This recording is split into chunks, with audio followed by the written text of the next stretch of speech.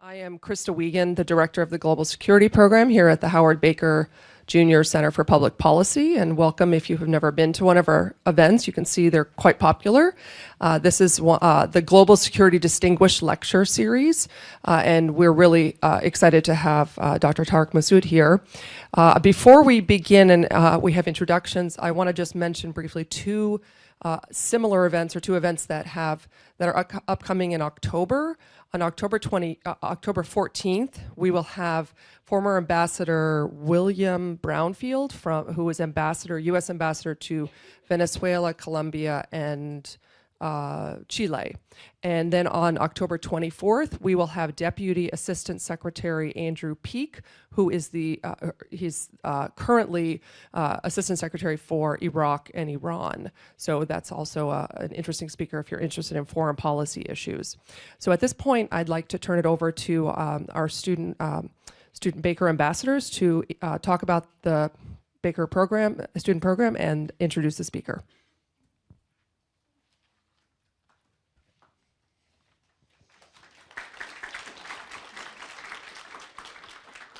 Hello, my name is Alexander Tripp, and welcome to the Howard H. Baker Jr. Center for Public Policy.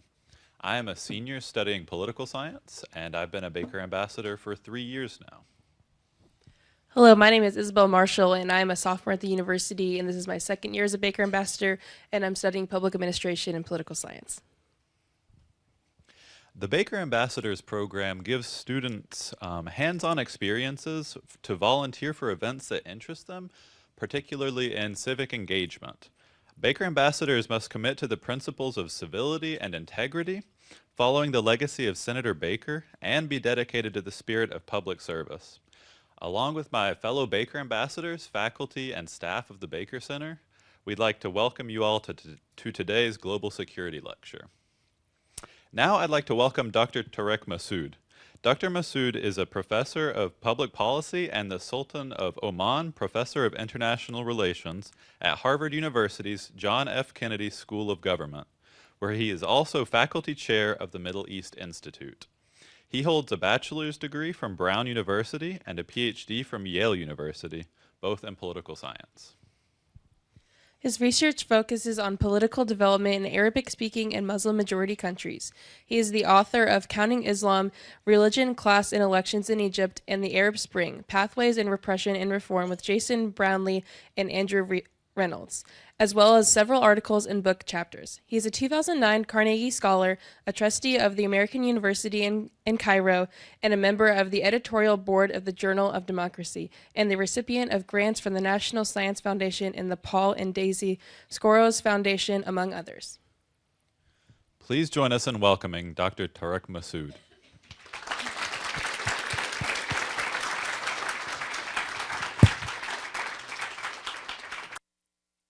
All right.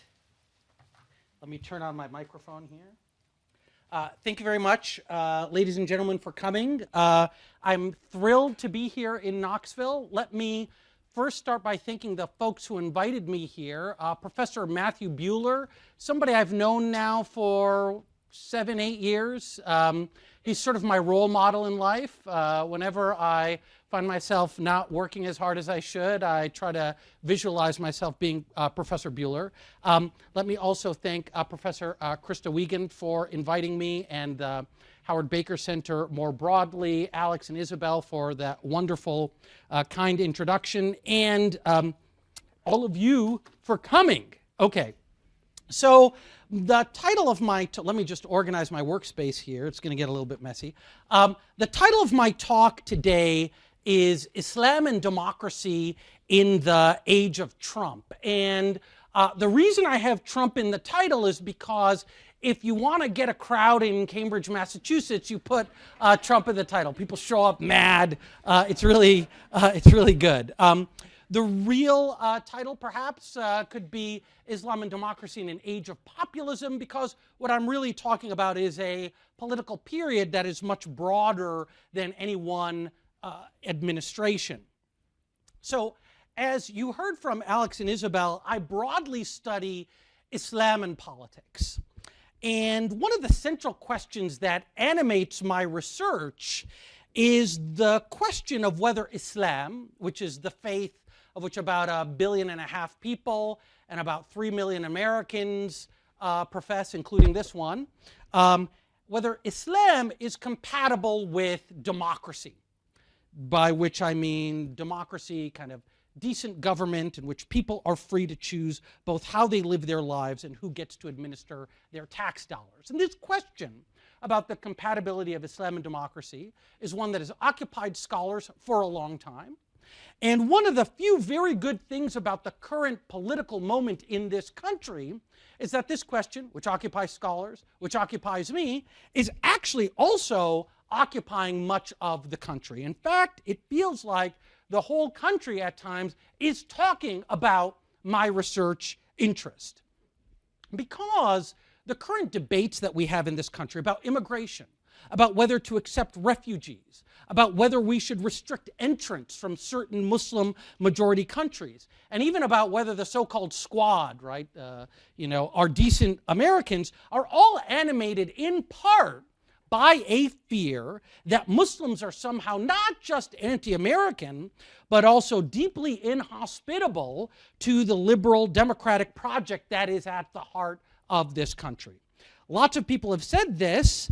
It's been this idea that there's something not quite right with Muslims, that our political beliefs are somehow suspect and incompatible with democracy. Been said by a lot of people, but let's start at the top, right? Because the president has also articulated this view. In a 2016 interview with Anderson Cooper, before he was elected president, President Trump actually laid bare the thinking behind what would eventually be his ban on immigration, or his restriction, rather, on entry from certain Muslim countries, Syria, Iraq, Yemen, etc. And so he says to Anderson Cooper, he says, I think Islam hates us. There's something there. There's a tremendous hatred there. We've got to get to the bottom of it, but there's an unbelievable hatred of us. And Anderson Cooper says, in Islam itself? And President Trump says, you're going to have to figure that out.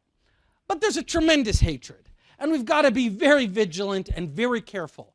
And we can't allow people coming into this country who have this hatred of the United States. So one reason for suspicion of these people, he is saying, is they don't like us. In other places, though, he's actually gone a little bit further. So in a 2011 interview, somebody asked him about Islam and the Quran, and the Quran, which is Islam's holy book, and President Trump said, a lot of people say the Quran, or it rather, a lot of people say that it teaches love, but there's something there that teaches some very negative vibe, okay? So that's President Trump on this question. Others associated with the current administration, for example, Steve Bannon, the president's former domestic policy advisor, in 2010 said, Islam is not a religion of peace. Islam is a religion of submission. Islam means submission. Michael Anton, name probably not many people know here, but he served for a little under 2 years as Deputy Assistant to the President for Strategic Communications on the National Security Council, big job. In March 2016, before the election, he wrote an article under a pseudonym, Publius Decius Mus, where he wrote, Islam is not a religion of peace. It's a militant faith that exalts conversion by the sword and inspires thousands to acts of terror and millions more to support and sympathize with terror. For many of these people, this fear of Islam and the belief that it is incompatible with democracy stems from this idea that Islam is not just a religion like Christianity or Judaism or Scientology, but rather a political ideology, an alternative political system. So all of you are familiar with General Michael Flynn. He was President Trump's national security advisor for about 18 seconds, right? And this is a tweet where he talked about how fear of Muslims is rational. But in a 2016 speech to an audience in Texas, he said, I don't see Islam as a religion. I see it as a political ideology that will mask itself as a religion globally, and especially in the West, especially in the United States, because it can hide behind and protect itself by what we call freedom of religion. Now, this idea of Islam as an alternative political system, right, that is not democratic, is much more popular. I mean, it's starting to get traction here in the United States, but it's extremely popular in Europe, which has a much larger proportion of Muslim immigrants than the United States. So this handsome gentleman here is Geert Wilders, who is a right-wing politician, head of one of the largest political parties in the Dutch parliament. And in April 2009, he came here to the United States, to Los Angeles, and he said, "Let no one fool you about Islam being just a religion. Sure, it has a God, Allah, a holy book, the Quran, temples, mosques, and even a hereafter. But in its essence, Islam is a political ideology and a totalitarian ideology." Okay. He goes on basically to say the same thing over and over again. Marine Le Pen, who's the head of the French far-right National Front Party. I think it's now called the National Rally Party. In February 2017, she says, "They, Muslims, are looking to impose on us gender discrimination in public places, full-body veils, prayer rooms in the workplace, prayers in the street, huge mosques, the submission of women," right? So there's this idea that these are not just people who are practicing their religion in their own homes, and maybe their religion is not quite not quite our cup of tea, but rather that these people have an alternative plan and they want to impose it on us. In the American context, folks have actually offered a solution to this problem, right? Some have said, what are we going to do? Muslims are coming. They have an alternative political ideology. What should we do? So some, like President Trump, said, well, maybe we should keep some of them out. Right? We should keep some of the scarier ones out of the country. Others have gone further, arguing that we should actually strip Islam of its First Amendment protections that it enjoys as a religion. So a current U.S. representative, so it's this idea that Islam is not a religion. This U.S. representative from Georgia, from the 10th Congressional District in Georgia, Jody Heiss, wrote in a 2012 book that when taken in its entirety, Islam is not a religion, but a totalitarian way of life. Although Islam has a religious component, it's much more than a simple religious ideology. It is a complete geopolitical structure and as such does not deserve First Amendment protection. To grant it such is to give protection to another governmental system, one that is in direct conflict with our constitutional establishment. There's a professor at Concordia University in Canada, a very distinguished professor and behavioral scientist named Gad Saad, who actually also has a popular podcast. And he has actually talked about using provisions in American law to declare Islam a seditious ideology in the same way that you could say Nazism or communism is seditious to our values. Right? So this is a kind of project to cast Islam as an ideology that is not deserving of protections that we offer to religions. And so when you think about all this discourse and all this fear, it's no wonder that if you look at the preferences of Americans with respect to religions, this is some data from the Pew Center for Religion, the Pew Research Center, when Americans were asked by this organization about their feelings towards different religious denominations and non-religious communities, they consistently reported feeling coldest towards Muslims, right? Muslims were the religious group that Americans liked the least. Americans like them even less than atheists, okay, which is surprising, right, given how in what bad odor we hold atheists. Okay, that was a joke. Okay, now, it would be easy to dismiss the sentiments that I just described earlier as the rantings of far-right politicians or political opportunists or excitable rabble-rousers or held solely by misguided people. But one of the facts of life is that this idea that there is something about Islam and something about Islam's incompatibility with democracy, this idea is actually has been offered by a lot of scholars. A lot of kind of respectable people have made this argument. This handsome gentleman is a late historian, Oxford historian named Eli Kaduri, and he wrote a book called Democracy and Arab Political Culture in the early 90s. And in this book, and actually Kaduri was of Iraqi background. I think he was Iraqi Jewish background, grew up in the United Kingdom though. And he wrote that, quote, "There is nothing in the political traditions of the Arab world, which are also the political traditions of Islam," I'm quoting him here, "which might make familiar or indeed intelligible the organizing ideas of constitutional and representative government." Those two ideas, he says, alien to the Muslim tradition. The notion of the state as a specific territorial entity which is endowed with sovereignty, right? He says, Muslims don't know anything about that, right? Muslims have a kind of pan-Islamic mission. Right? The idea of popular sovereignty as the foundation of governmental legitimacy. He says this is alien to Muslims. Muslims believe not in popular sovereignty, but in God's sovereignty. They believe that God should set out the laws. All of these things, he says, that we associate with liberal constitutional democracy are profoundly alien to the Muslim political tradition. That's Eli Kaduri. Does anybody know who this guy is? This is my grandfather. No, this is Samuel Huntington, one of the greatest political scientists who ever lived, the author of a book called The Clash of Civilizations. This statement I'm about to read is from before that book. He says that Islam rejects any distinction between the religious community and the political community. So while Christians, for example, separate God and government, right? They have this idea, render unto Caesar what is Caesar's.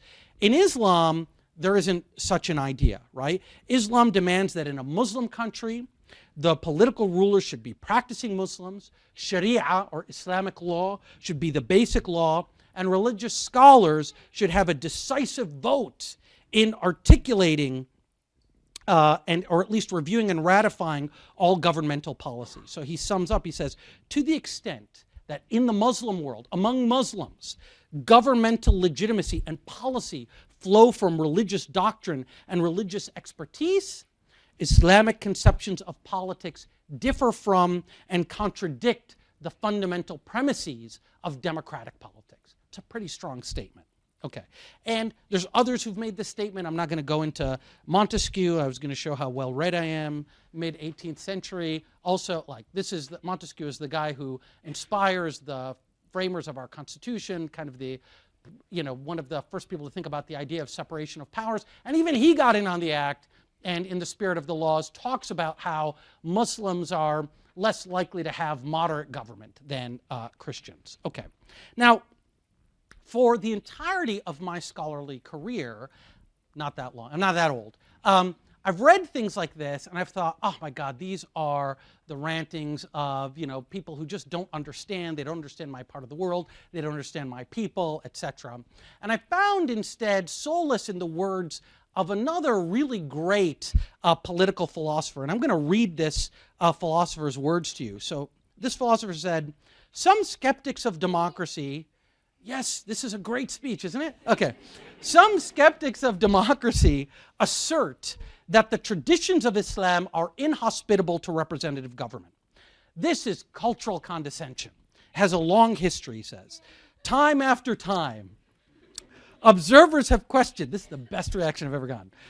He's actually reacting to his cartoon. Time after time, observers have questioned whether this country or that people or this group are ready for democracy, as if freedom were a prize you win for meeting our own Western standards of progress. But it should be clear to everybody, this great philosopher says, that Islam, the faith of 1/5 of humanity, is consistent with democratic rule. Because after all, Muslim men and women are good citizens of India and South Africa, of the nations of Western Europe, and of the United States of America. What a great guy. Okay, does anybody know who this was? Want to guess? Throw a guess? No. Ronald Reagan. Close. George W. Bush. Okay. So Bush's argument, though, he says, look, for throughout history, right, people have said this group isn't ready for democracy, that group isn't ready for democracy, right? And you don't have to take his word for it. He's absolutely right. And so, I think if you look back at our history, you'll see that it's replete with arguments, often from very worthy people, that this group or that group of, particularly of newcomers to this country, will somehow threaten our democracy because they don't quite have the right values, right? And ultimately, those fears prove to be totally unfounded, right? So Thomas Jefferson, for example, in his note on the state of Virginia, has a line about immigrants, right? He's like, I think he would have totally been on board with the Muslim ban, where he actually was, he said that we should not allow immigration from European monarchies. He thought that anybody who was coming to this country from a monarchy was a threat to our democracy. And the reason he said they were a threat to our democracy is because these people are coming from places where they have kings.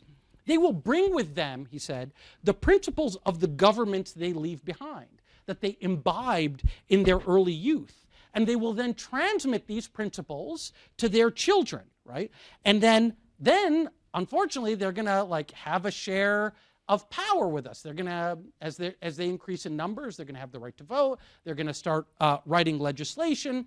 And when they get the chance to write legislation, they will, quote, infuse into it their spirit, warp and bias its directions, and render it a heterogeneous, incoherent, distracted mass. Okay, so Thomas Jefferson, scared of immigrants because they don't necessarily have the right values, okay? Now, and I think there's a direct line, right, between Thomas Jefferson's fear of immigrants from monarchies and contemporary fears of Muslim immigrants. And I think if we look over the long span of American history, we've seen this many times before, and perhaps no group of immigrants has aroused more fear in Americans throughout our history than Roman Catholics, okay? So, in fact, there's an article by the writer Peter Beinart where he actually draws a direct parallel between the current wave of Islamophobia, fear of Muslims, and earlier waves of anti-Catholic sentiment in this country. As he put it in his March 2017 article in The Atlantic, Peter Beinart wrote, "The fear that a conspicuous minority, loyal to a foreign doctrine and a foreign power, was subverting the United States was a staple of anti-Catholic ideology, just like it's a staple of anti-Muslim ideology." And the thing is, we may think, right, that this anti-Catholic ideology is something long in the past and we kind of got over it. But in many ways, it has left an indelible stamp on our politics. So we're in the state of Tennessee.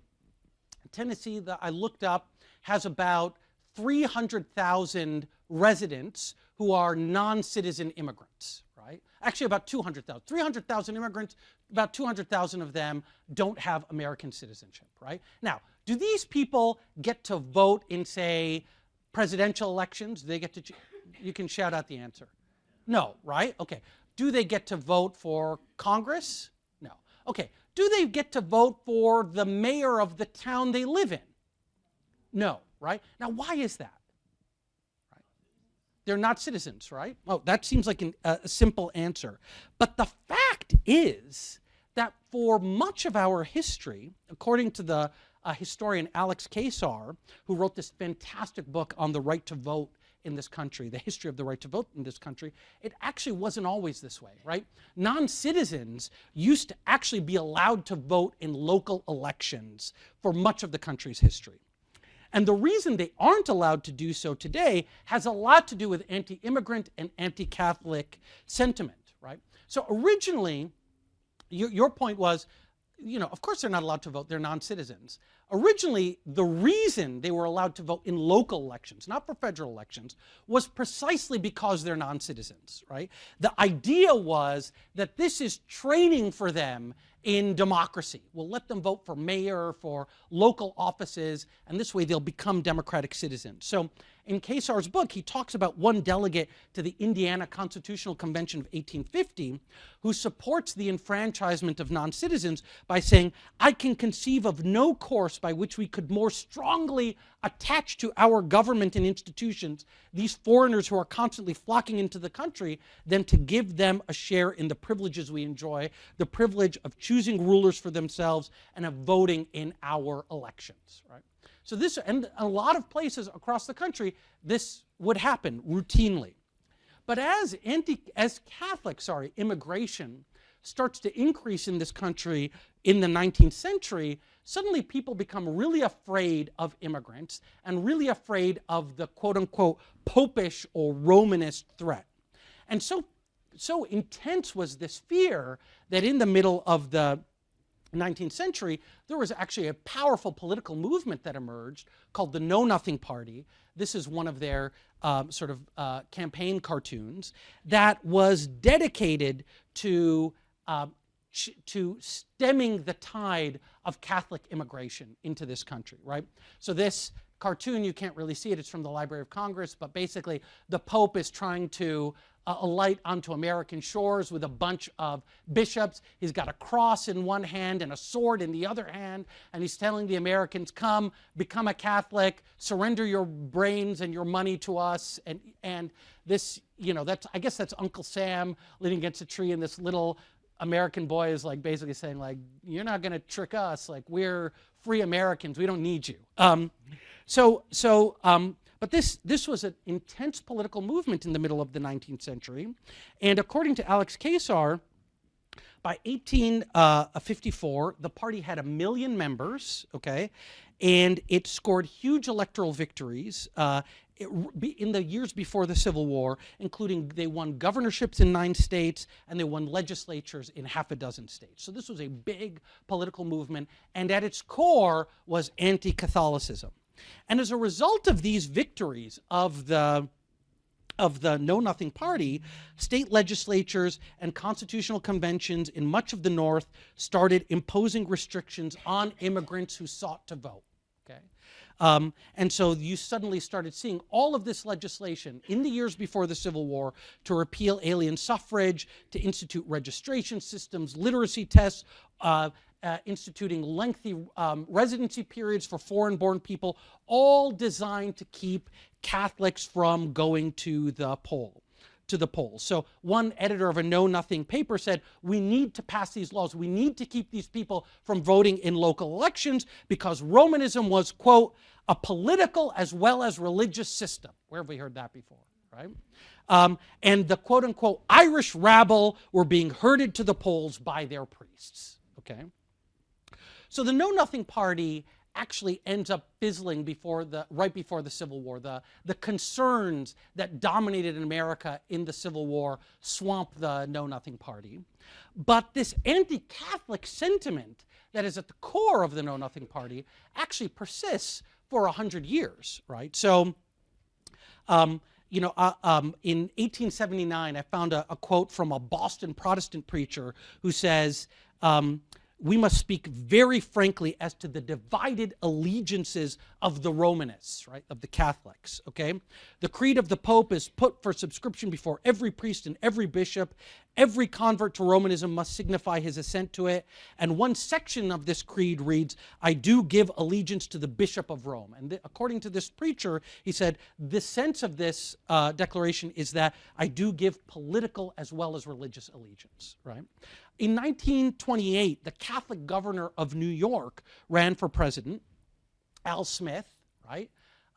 Nobody here is old enough to remember that, but there was a tremendous amount of fear about this Catholic governor of New York. This is a cartoon basically showing him to be obedient to a Catholic cleric.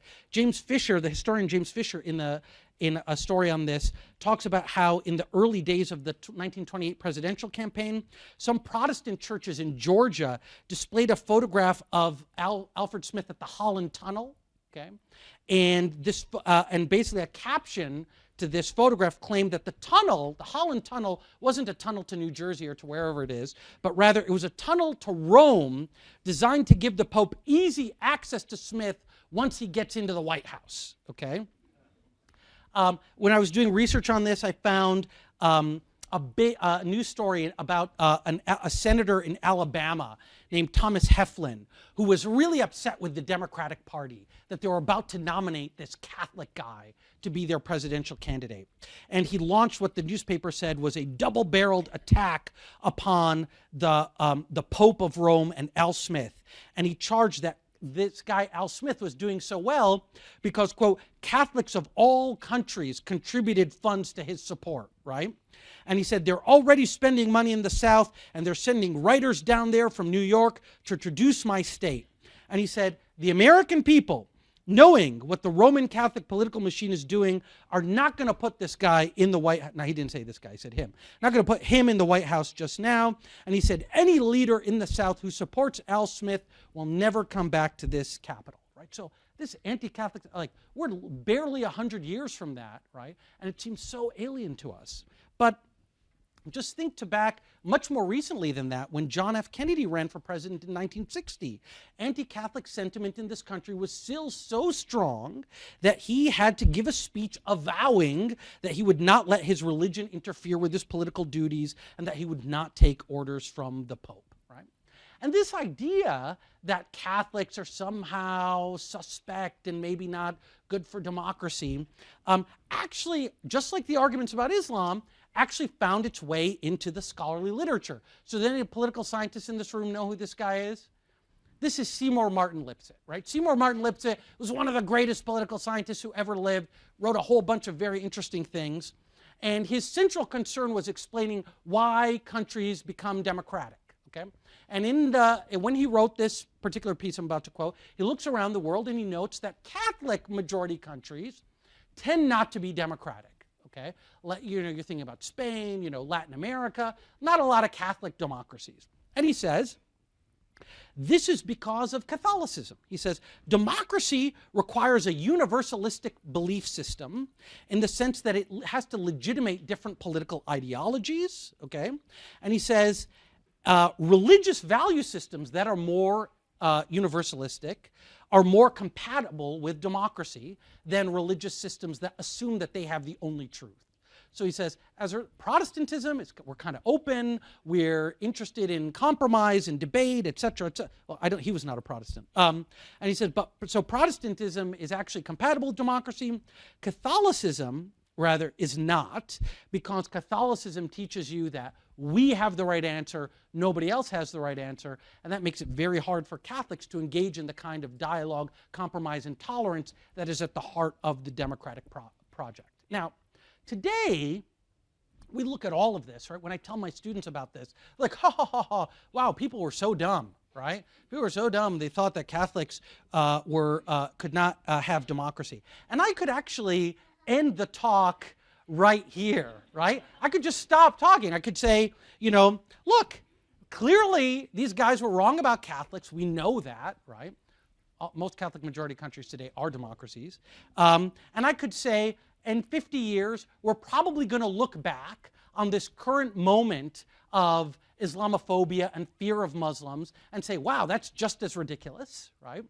And I could even close by pointing out that just like our 19th century anti-Catholicism left a legacy that we feel today in the form of the fact that, like, immigrants can't vote in local elections, right? They can't vote for school board. Maybe they can vote for school board, but they can't vote for mayor or anything like that.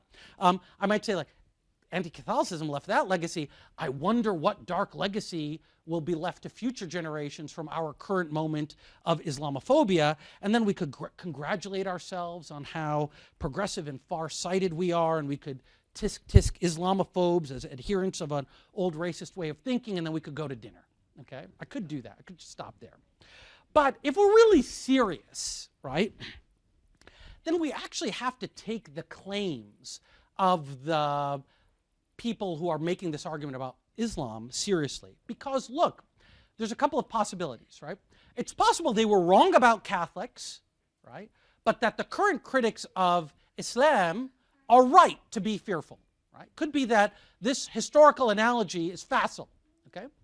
Or it could be that those guys who made these arguments about Catholics were actually right back in the 19th century, and then something happened, and today's Catholics, this process that happened to Catholics actually made them more hospitable to democracy, and that unless a similar process happens to Muslims, then we do have a problem, right? So we need to take these claims seriously. So the first thing we need to do is we need to move beyond historical analogy and try to get some data, okay?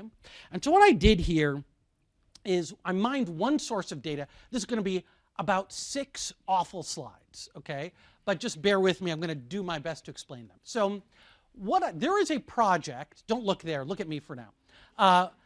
There's a project headed by a scholar at the University of Michigan. It's actually kind of an international conglomerate of scholars called the World Values Survey. And the World Values Survey has been operating since the 1980s. And they basically go around the world and they conduct nationally representative surveys in order to ascertain the fundamental values of people with respect to politics, society, the economy, etc. Right? And so they've been doing this for 35 years. And one set of attitudes that they have mapped consistently over these 35 years are attitudes towards democracy. Right? And they're doing this in dozens and dozens of countries. So one thing I thought is, okay, let's take this data and let's look at these questions about democracy that purport to show us people's values with respect to democracy, and let's see whether the Muslims who respond to the World Values Survey are different from the Catholics and the Protestants, etc. Right? So I took this data. It's about for all 35 years, and it's a global sample of 350,000 people. Okay? In this sample of 350,000 people, 72,000 are Muslims, 79,000 are Catholics, 30,000 are Protestants, 32,000 are Orthodox, and 58,000 profess no religion. Right?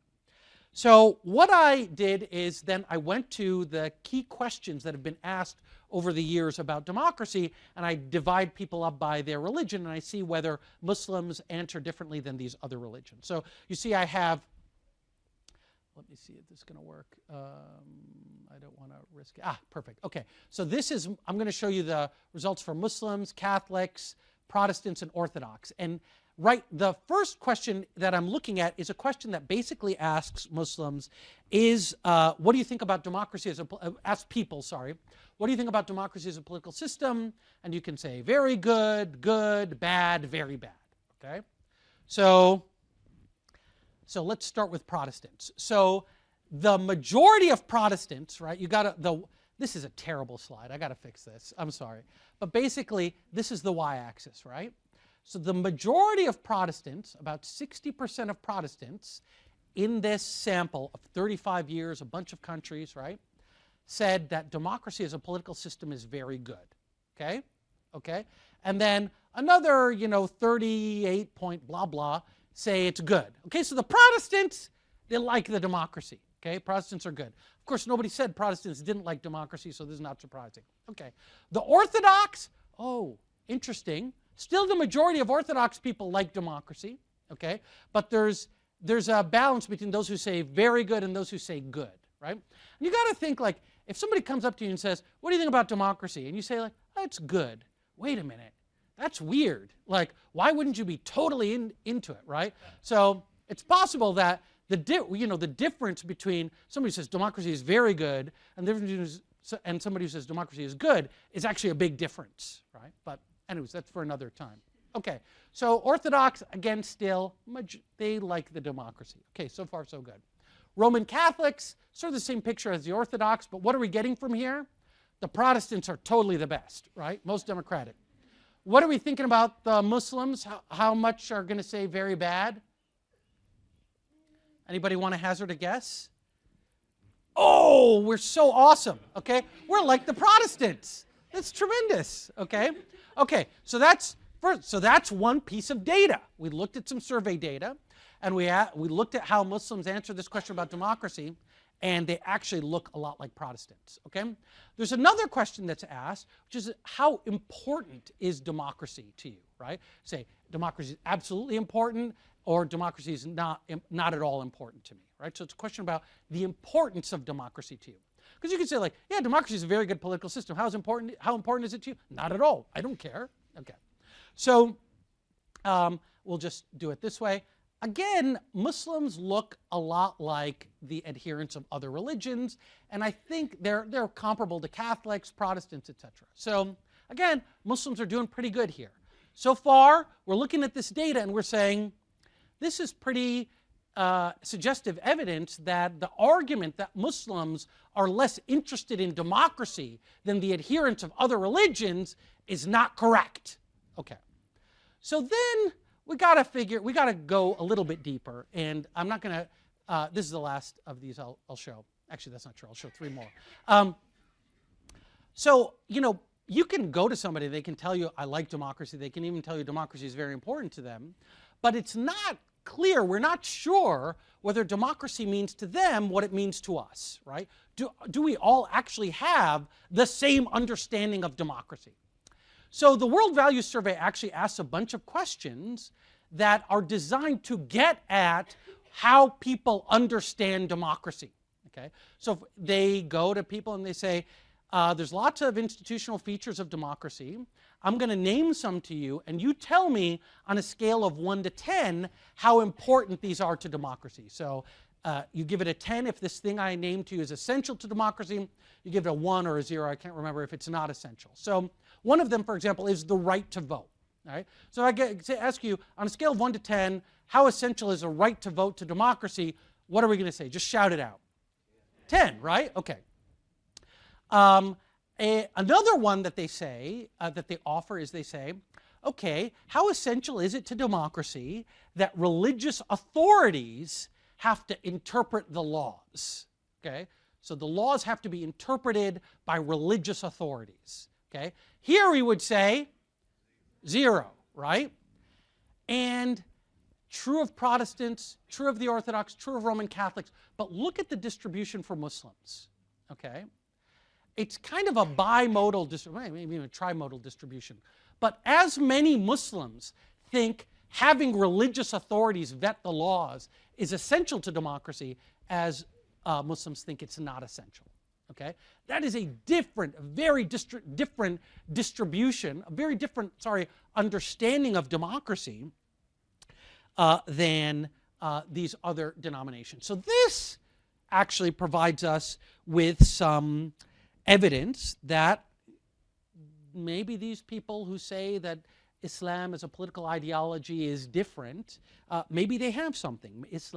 Maybe Muslims are on average different, that they have different ideas about what democracy is, and those ideas are not necessarily compatible with the ideas that we hold in the West. So what do we do with this, right? So do we just give up, declare defeat, and say like, oh, I guess they have a point. Let's do the Muslim ban. And I think it's worth revisiting the prejudices that we encountered about Roman Catholics in the 19th and early 20th century. So if you were to ask a serious scholar of Catholicism and its political development about that religion or that denomination, and you ask them whether Catholicism is compatible with democracy, they would say today it absolutely is, but it actually wasn't always the case, right? That the anti-Catholic bigots actually did once upon a time have a point, because once upon a time Catholicism was not friendly to democracy. There's a great scholar at Notre Dame named Daniel Philpott, and he writes that in 1832, Pope Gregory XVI called freedom of conscience, quote, an absurd and erroneous opinion. And Pope Pius IX condemned religious freedom, the separation of church and state, and progress, liberalism, and recent civilization. Okay? In fact, to the extent that Catholicism in the 19th century had a favored mode of government, it was actually monarchy. Okay?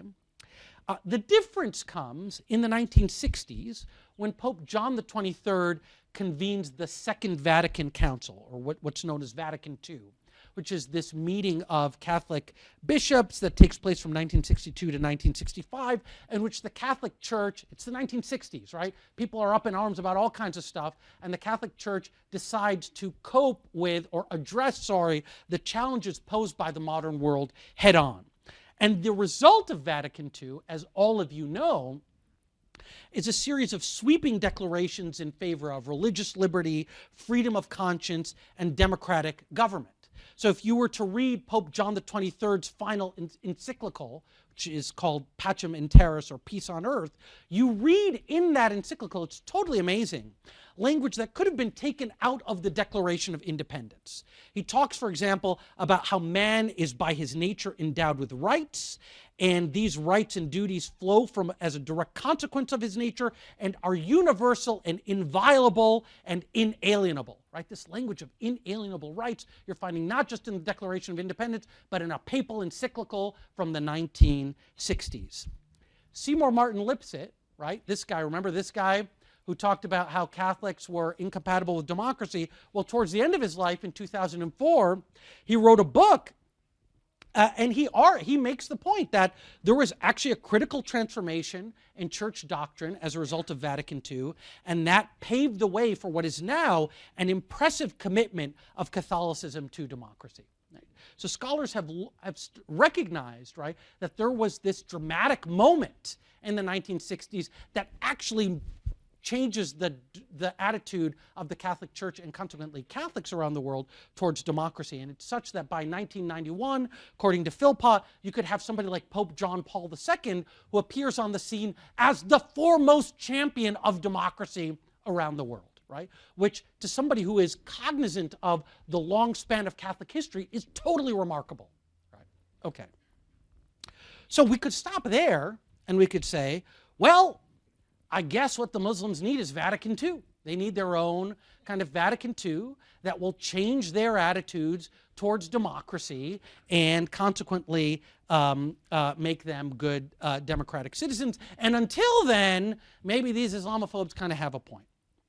The problem with wishing for an Islamic Vatican II is that Islam is not Catholicism. Okay, totally banal statement, by which I mean Islam doesn't have a pope, it doesn't have a centralized religious authority. There's no prospect, right, of the boss of Islam, if such a thing were to exist, convening all of the quote-unquote bishops and getting them to come up with a new understanding of what the faith is. That's never going to happen.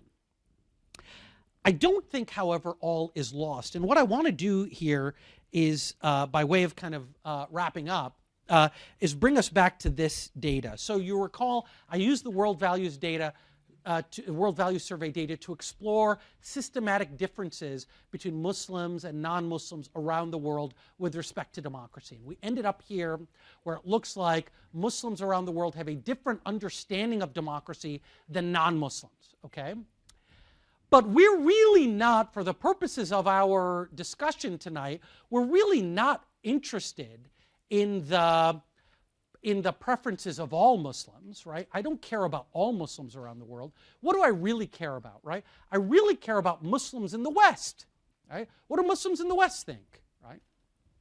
And so what I did was I took this data and I took the subset of people in this data who are citizens of advanced industrialized countries, the US, UK, France, Canada, Australia, right? And there you get, the data looks like this. You get 15,000 Roman Catholics, you get 10,000 Protestants, you get 305 Orthodox Christians in this data, right? And you get 490 Muslims, okay? So I am now, that's not a lot, 5 minutes. I have like 40 minutes left. No, I'm just kidding. I'll finish up in 5 minutes. And so what I did was I looked at this same question, but just for the subset of people who live in the West. And what does it look like? Well, there the Muslims actually look more like their counterparts in the West. It's not exactly, but it's certainly not the bimodal distribution we saw here, right? The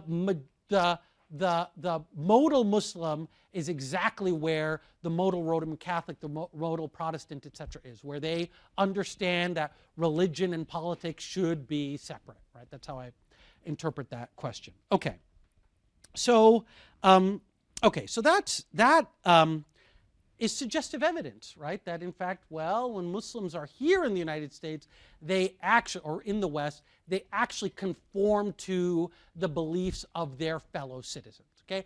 It's suggestive data, it's not great. I'm gonna end by offering you some less quantitative evidence in the form of some people who are currently in the news, okay? Do you all know who these people are? Okay, you certainly know who this lady is, right? This is Ilhan Omar. This is she is a congresswoman from Minnesota's 5th District, Somali American Muslim woman, 36, 37 years old. This is Rashida Tlaib. She is the daughter of Palestinian immigrants to Michigan. She's a representative of Michigan's 13th Congressional District. Both of these folks started in 2019. And this guy is Keith Ellison. Keith Ellison is the first Muslim member of the U.S. House of Representatives, actually from the district that Ilhan Omar is from now. You may remember him because when he was sworn into office, he was sworn in on Thomas Jefferson's copy of the Quran, okay? So when these three people, sort of appeared on the scene, and with Keith Ellison in particular, because he was the first, people were very fearful. They said, we're getting Muslims into the House of Representatives. They're loyal to Islam. They're going to try to impose Sharia law, right? Which is this, in the nightmares of most right-wing people, it's a radical law that imposes, beheading for, people who, beheading for murderers, amputation for thieves, stoning for adulterers, flogging for homosexuals, et cetera, et cetera. It allows men to beat their wives, all kinds of terrible things. And in fact, you see, like when Ilhan Omar was elected, you saw on Twitter, talking about Ilhan Omar, hijab-wearing, Jew-hating, blah, blah, blah. What's next? Sharia police, right? People were really fearful. When Ilhan Omar went into the Congress and, is wearing the headscarf, and people were kind of weirded out by that. And she said, look, it's a reasonable accommodation for religion. Laura Loomer, who's a right-wing commentator, said, like, we can't accommodate Sharia. We can't accommodate you wearing your headscarf. Okay, so lots of fears about these people, these Muslims, that once they get into office, they're going to be loyal to their political ideology. They're going to endorse Sharia. Okay, so what did these people do? Okay, I'm going to go really quickly. Keith Ellison, this you can't see, it's a terrible slide. This is a slide from the Human Rights Campaign, which is an organization that promotes equality for LGBTQ members of American society. And every year they have a scorecard of people in Congress for how much they have supported the LGBTQ equality agenda. This is the score for all of the people, the Congress people from Minnesota, and Keith Ellison for the last 3 years he was in Congress had a perfect score, okay? So we've got, he's either promoting Sharia or he's promoting gay rights. You can't do both, okay? Rashida Tlaib, the congresswoman from Michigan, I won't go into the long quotes here, but again, when she took office, declared very clearly her commitment to promoting LGBTQ equality, right? Ilhan Omar, now we want to talk about Sharia. In April of this year, the Sultan of Brunei passed a law in his country imposing Sharia punishments for homosexuals, adulterers, etc. Okay? So in Brunei, you guys know Brunei, sort of small Indian Ocean, oil-rich country. The Sultan is one of the richest people in the world. He imposes Sharia law, okay? What does Ilhan Omar do? Does Ilhan Omar say, like, great, Sharia law is awesome? No. Ilhan Omar introduces a bill in Congress to impose sanctions on any Brunei official who implements this Sharia law in their country, right? Any Brunei official who is implicated in the imprisonment or death of somebody who's gay or somebody who's transgender or whatever would be subject, under the law that the bill that Ilhan Omar introduced in Congress, would be subject to sanctions, right? So Ilhan Omar, you can call these people a lot of things, right? But you can't call them promoters and supporters of Sharia. Okay, so what does this mean, right? So I look at the behavior of these Muslim members of Congress who are indistinguishable from other progressive Democrats, certainly not promoting Sharia.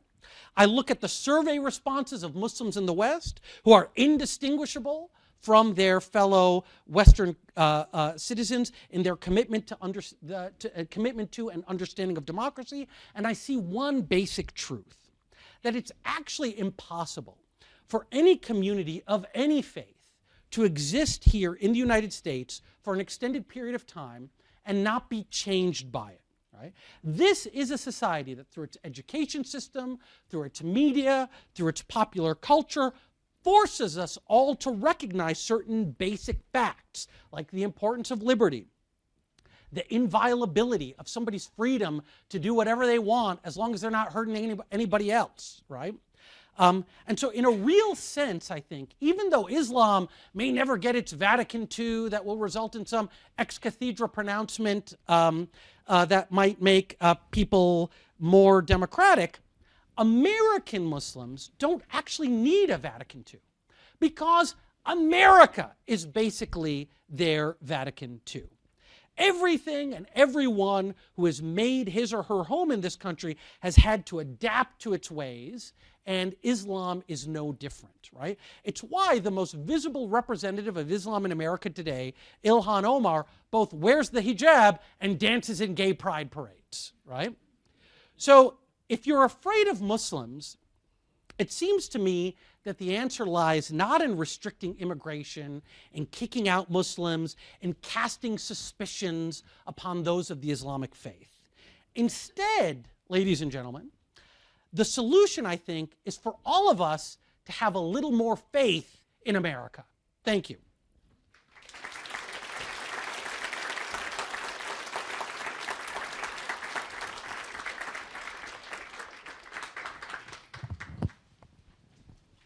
Okay, at this time, we have a few minutes for questions.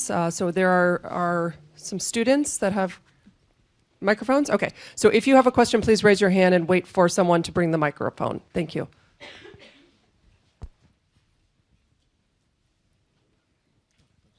Thank you very much for the talk. I enjoyed it. I'm completely on board with the central thesis that Muslims can be good democratic citizens. That seems obvious and well established. What I want you to address is the prospects for democratization in predominantly Muslim countries. It's one thing to talk about immigrants being effectively democratized here. It's another thing to ask about democratization there. And of course, as you pointed out, Vatican II was important to the democratization of majority Catholic countries around the world. Actually, that started with the 1930s, and somebody as significant as Jacques Maritain was opposed to democracy until World War II, and then came around, and that is what began the process of Catholic transformation. So I'm wondering if we are going to be the Vatican II for Islam. How does that resonate with respect to democratization in Islamic countries? Great question. So we're certainly not going to be the Vatican II for Islam. We're going to be the Vatican II for American Muslims, right?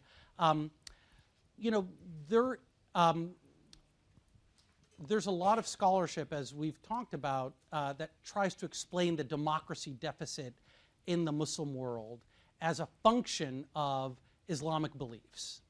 And some of the scholarship is actually very serious, and some of it is not so serious. And for me, the question is an open one, right?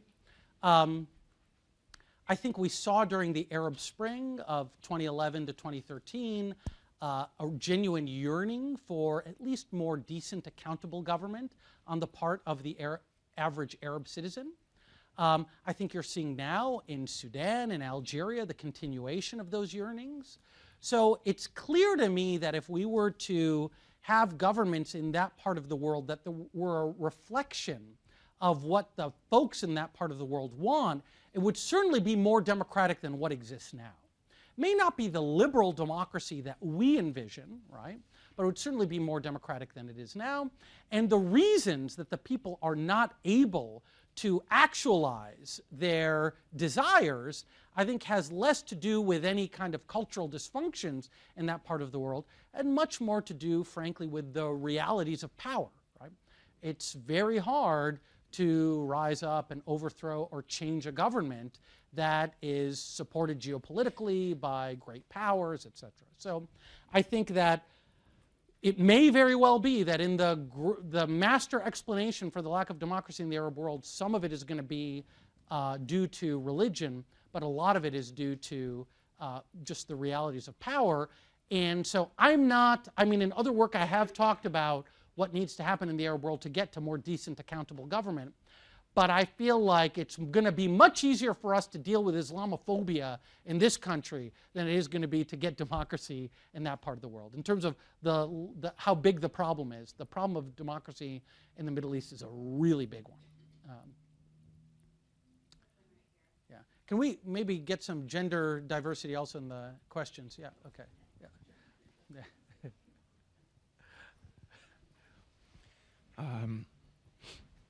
I had wanted to ask about, since the talk was about populism, if you had commentary on the kind of the effects of things like echo chambers and the emergence of social media on both here on the effect on populism, as well as how it's kind of creating, how there's less barriers around the world for information dispersal and things like that. Yeah, well, I think, you know, what you're describing is a very serious development in our world. I haven't done research on the causes of populism itself, but let me say, I actually think that social media has some very bad effects, but it has some very good effects. And in terms of what I'm talking about, in terms of changing people's values, in terms of making people more liberal, democratic, etc., I think the effect has actually been kind of good. So, for example, Ilhan Omar was found to have tweeted many years ago something that bordered on anti-Semitism, right? Something about Israel that bordered on anti-Semitism. And she got totally hammered on Twitter, of all places, okay? And as a result, she had to apologize, and she did, right? That, to me, is America in action, right?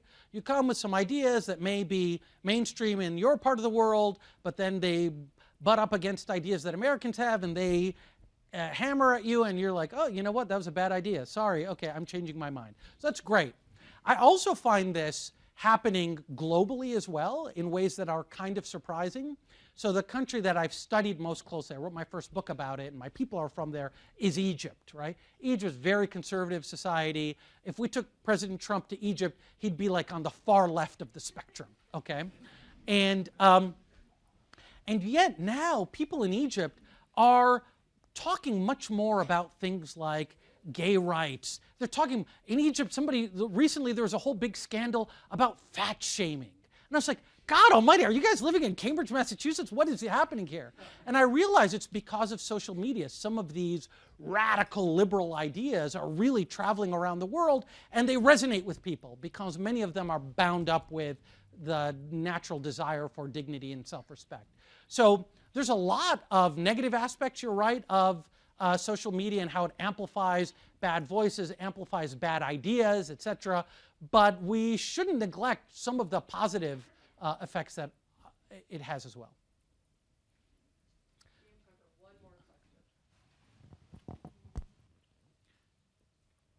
Hi, Dr. Masmoud. I really appreciated your talk. Thank you so much. I just had a question about basically, you know, we can kind of shove all this scholarship in people's faces and say, you know, American Muslims, you know, just like you, democracy is very important. But the fact remains that there is like a pretty big industry and a huge Islamophobic industry that survives and thrives on, you know, disseminating this kind of information. It's not just the industry that survives on that, but rather policymakers. And, you know, they really take advantage of this kind of Islamophobic publication to push their own political pursuits, their own geopolitics in Congress and whatnot, to push various different kind of interests. So what is the role, I guess, in that case of the scholar in terms of combating that, knowing that there is, you know, a material implications to the dissemination of this Islamophobic kind of work. So if you could just comment a little Wait, bit what's about that. my work is Islamophobic, or the work I'm reacting to is Islamophobic? No, your work is not Islamophobic. Okay, good. Woo. Obviously. Okay.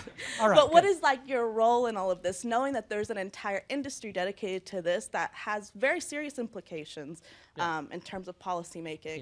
Yeah.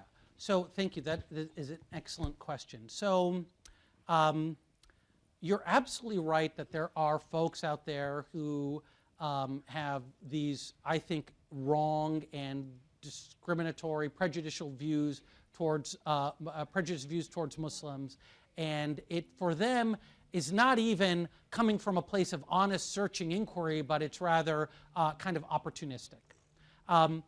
I choose in my interventions in the world not to operate that way. So I always assume that everybody with whom I'm interacting and everybody that I'm reading, even if they are articulating a view that I am completely opposed to, I begin from the assumption that this is what they actually believe. They have good reasons to want to believe this. Let me interrogate those reasons and try to come into the public sphere with alternative evidence, okay? And come politely, like, oh, you think this? Let me show you actually the data shows something else.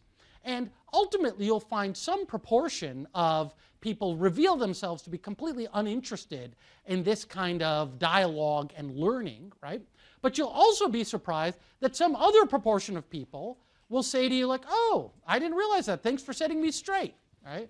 So I think it's incumbent on the academic to enter the public sphere with humility and openness to their interlocutors, right? As opposed to entering the public sphere as a hyper-partisan, activist for their point of view, right? My job is to kind of teach you what I've found and to make my argument in as impassioned and as honest a way I can, and to hope that over the long term, right, more people listening to that argument will find that argument to be more persuasive than the argument that is devoid of any kind of data. But I think that's how the academic, the scholar, has to intervene in the public world. And I'll say now that I don't see that happening. I see two things happening. I see some of our scholarly colleagues just withdrawing from the world, saying like, I'll just wait this out. I'll write my articles for 8 people, right, and who could fit in a phone booth. And then on the other extreme, we have some scholars who say, now is my time, I must join the fight, and they're out there on Twitter insulting everybody, right? Like, dunking on people and snarking and all kinds of, and I think both are improper responses for scholars. So anyway. Isabel. We have a small thank you gift for Dr. Masmoud, and we would like to thank him very much for being here and giving a talk, so let's please thank him. Thank you. Thank you very much.